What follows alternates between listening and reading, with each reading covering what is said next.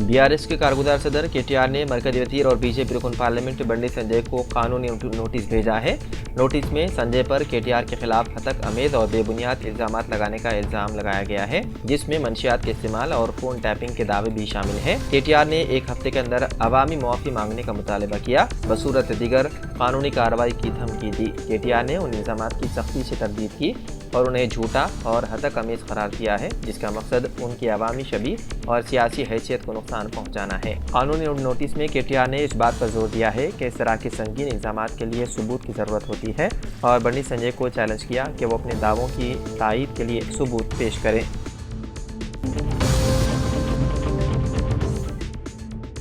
वनस्थलीपुरम के रविंद्र भारती रिहायशी स्कूल के हॉस्टल से 9वीं जमात के 2 तालिब इल्म, जिनकी शिनाख्त जसवंत रेड्डी और चैतन्या के नाम से हुई है, फरार हो गए। मुबैना तौर पर तालिब इल्मों ने भागने के लिए हॉस्टल की खिड़की से ग्रिल्स हटा दी थी। स्कूल इंतजामिया ने मुकामी पुलिस में शिकायत दर्ज करवाई, जिसमें लापता तलबा का पता लगाने में मदद की दरख्वास्त की गई है। इस वाक़े ने स्कूल में हिफाजती इक़दाम पर तशवीश पैदा कर दी है। जब गुमशुदगी के बारे में सवाल किया गया तो स्कूल के प्रिंसिपल ने मुबैना तौर पर लापरवाही का जवाब दिया, जिससे वालिदैन और हुक्काम की तशवीश में इजाफा हो गया। पुलिस ने लापता तालिब इल्मों की तलाश शुरू कर दी है।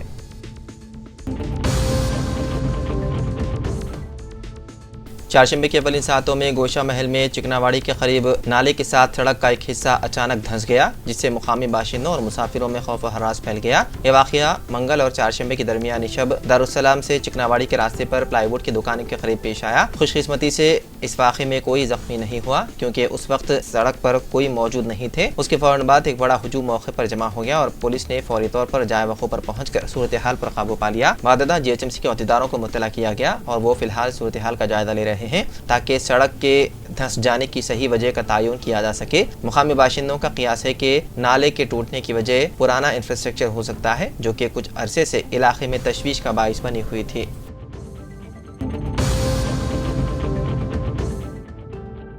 अमेरिका में मशहूर फूड चेन मैकडॉनल्ड्स के बर्गर खाने से ई कोली बैक्टीरिया का इन्फेक्शन फैल गया, जिसकी वजह से 10 रियासतों में कम से कम 49 अफराद बीमार हो गए और उनमें से एक की मौत हो गई।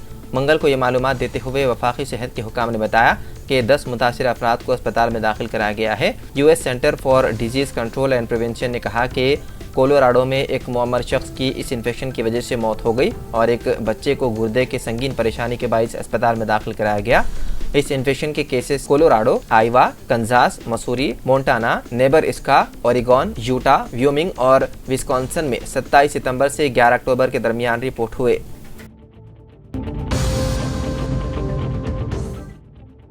Hyderabad metropolitan water supply and sewerage board ने वन टाइम सेटलमेंट 2024 स्कीम का आगाज किया, जो सारिफिन को बगैर किसी जमाशुदा सूद की अदायगी के तमाम ज़ेर इल्तिवा पानी के बिलों को अदा करने की तरगीब देता है। ये स्कीम सारिफिन के लिए एक अनोखा मौका फराहम करती है कि वो अपने बकाया वाजिबात को अदा किए जाने वाले बिलों पर सालों से जमा होने वाले तमाम सूद को मुआफ कर रहा है। महकमे के मैनेजिंग डायरेक्टर अशोक रेड्डी ने इस इक़दाम की अहमियत पर जोर देते हुए इंकशाफ किया कि पानी के बकाया बिलों में 1706 करोड़ रुपये फ़िलहाल बोर्ड पर वाजिबुल अदा हैं।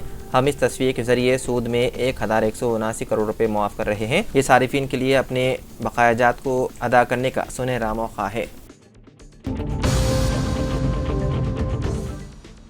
इस्राइली फ़ौज ने हिज़्बुल्लाह के कायम मकाम सरबराह हाशिम सफ़ीउद्दीन को भी शहीद करने का दावा किया है। वाज़ेह है कि इस्राइली फ़ौज का कहना है कि हाशिम सफ़ीउद्दीन को 3 हफ्ते पहले बेरूत पर हमले में निशाना बनाया गया था। गैर मुल्की मीडिया रिपोर्ट्स के मुताबिक हाशिम सफ़ीउद्दीन हिज़्बुल्लाह के साबिक़ सरबराह हसन नसरुल्लाह के रिश्तेदार के भाई हैं और सैयद हसन नसरुल्लाह को इससे पहले शहीद किया जा चुका है।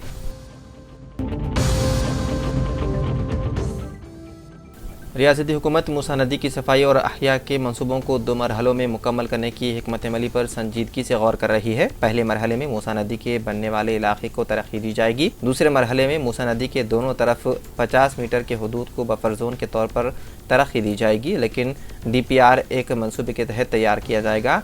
काम को बगैर तातुल और परेशानी के आगे बढ़ाने के लिए हुकूमत ने 2 मरहलों में इस प्रोजेक्ट को मुकम्मल करने का मंसूबा तैयार किया है। पहले मरहले का काम शुरू होने के चंद दिनों में दूसरे मरहले के लिए ज़रूरी सरगर्मियाँ शुरू कर दी जाएंगी।